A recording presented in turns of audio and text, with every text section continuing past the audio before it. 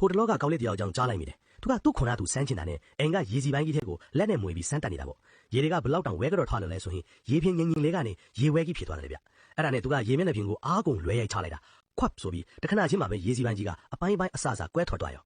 ပြဿနာကအဲ့ဒီရေစီပိုင်းကရိုးရိုးစီပိုင်းမဟုတ်ဘူးဗျအာကာသတွေကကြာလာတဲ့အုတ်ကပြန်ခင်းနေလုထားတဲ့အိမ်ရဲ့ရတနာပစ္စည်းနေပေါင်း100လောက်ဘယ်သူမှခွဲလို့မရခဲ့တဲ့အရာကြီးလေအိမ်ကလူကြီးတွေလည်းအတန်ကြားတော့လန့်ဖြတ်ပြီးပြေးလာကြတာပေါ့ဒါပေမဲ့ဒီကောင်လေးခွဲလိုက်တယ်ဆိုတာကိုတော့ဘယ်သူမှမမြင်မိကြဘူးတကယ်တော့ကောင်လေးမှာကြောက်စရာကောင်းတဲ့စွမ်းအင်တွေရှိနေတာဒါပေမဲ့သူ့အမေကဒီစွမ်းအင်တွေထုတ်ပြရင်တားလေးဒုက္ခရောက်မှဆိုလို့ဆိုပြီးငငယ်ကလေးကတားမြစ်ခါခဲ့တယ်ဒါကြောင့်သူကအနိုင်ကျင့်ခံရတိုင်းတီးခံနေခဲ့ရရှာတာလူတွေကလည်းသူ့ကိုဘာမှမလုပ်တတ်တဲ့အတော့မကျတဲ့ကောင်လို့ပဲထင်နေကြတာပေါ့ဒီနေ့ကျတော့ပြဿနာစတက်ပြီလူတစုရောက်လာပြီးသူတို့မိသားစုပိုင်တဲ့ကြင့်ကြံရဲ့နယ်မြေကိုလာလူကြပါလိရောအိမ်ကလူကြီးတွေလည်းဒေါသထွက်ပြီးစင်ခေါ်မှုကိုလက်ခံလိုက်တယ်ပထမအချီကတော့အတွင်းအားပြိုင်ပွဲဗျပြေလွတ်လိုက်တဲ့မြားတံကိုဘသူအများဆုံးခံနိုင်မလဲပေါ့ဟိုဘက်ကလူငယ်တယောက်အရင်စထွက်လာတယ်သူကတော့ဘိုင်းကွက်တွေပါနေနင်းပြီးအဖြစ်ခံတာပထမအသုံးမှာမြားတွေကိုရှောင်းနိုင်တားနိုင်ခဲ့တယ်ဒါပေမဲ့ကောင်လေးကတစ်ချက်ကြည့်လိုက်တာနဲ့အချင်းကြီးကိုပေါက်သွားပြီနောက်တစ်ခေါက်ဆိုဒီကောင်16ချောင်းတိတိထိတော်မယ်လို့ရည်ရွယ်လိုက်တယ်တကယ်လဲဒုတိယအသုတ်ပစ်လိုက်ရောဟိုလူခန္ဓာကိုယ်မှာမြား16ချောင်းစိုက်ဝင်သွားပါလိရောဒါကိုကြည့်ပြီးအဘိုးဖြစ်သူကကောင်လေးရမ်းပြောတာတိုက်ဆိုင်သွားတာပဲထင်နေတာကဲကိုယ့်ဘက်ကလူတွေအလဲရောက်ပြီကောင်လေးရဲ့အကိုကြီးထွက်လာတယ်ပွဲတော်မဆရသေးဘူးမြားတော်မဖားလိုက်ရသေးဘူးတန်းပြီးမှောက်သွားရောဟိုဘက်လူတွေကတော့ဟားတိုက်ပြီးရဲကြတာပေါ့